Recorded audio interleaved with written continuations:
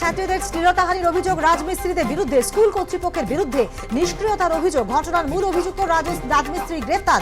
উত্তর কলকাতার প্রাথমিক স্কুলের ঘটনা, প্রথমে আটক করা হলেও পরে ছেড়ে দেওয়া হয় অভিযুক্তকে। বাংলাদেশের নেতা বনগাঁর ভুতুড়ে ভোটার দাদার বিরুদ্ধে থানায় অভিযোগ দায়ের ভাইয়ের। অভিযোগ আধার প্যান থেকে এদেশে জমি সবই রয়েছে ওই বাংলাদেশি নাগরিকের। শুভেন্দুর মুসলিম বিধায়কদের ছুড়ে ফেলা মন্তব্যের শোরগোল রাজ্য রাজনীতিতে। এবার নেতার মন্তব্যে হতাশ দলেরই সংখ্যালঘু কর্মীরা। বসিরহাটের স্বরূপনগরে উঠে এলো দলের অন্তরে ক্ষোভ।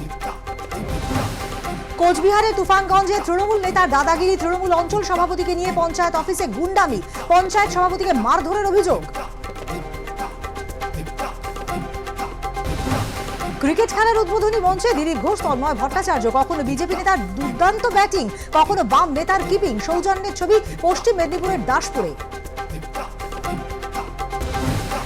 বর্ধমান থেকে দার্জিলিংয়ে বদলি সুবর্ণ গোস্বামীকে। দার্জিলিংয়ে টিবি হাসপাতালে বদলি চিকিৎসককে। প্রতিহিংসার কারণে বদলি দাবি চিকিৎসকের। ধোকা দিয়েছে তাই ছুরি চালিয়েছে, একটু ছবি করে দিন মোবাইলে, ভাইরাল করব। রক্তাক্ত অবস্থায় লুটিয়ে পড়েন বছর 42-এর ব্যক্তি। হাড় হিম করা ঘটনা হাওড়ার ডোমচুরে।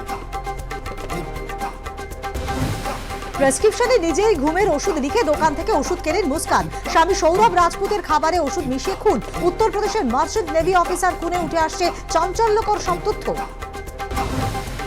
ইসরায়েলি হামলায় গাজায় মৃত্যুর সংখ্যা 600 পার। পাল্টা হামলা হামাস গোষ্ঠীরও। পণবন্দীদের মুক্তি নিয়ে চরম হুঁশিয়ারি নেতানিয়াহুর।